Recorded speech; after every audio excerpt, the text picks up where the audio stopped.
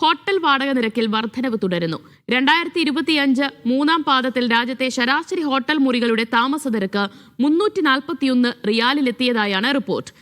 ഗസ്റ്റേറ്റാണ് പുതിയ റിപ്പോർട്ട് പുറത്തുവിട്ടത്.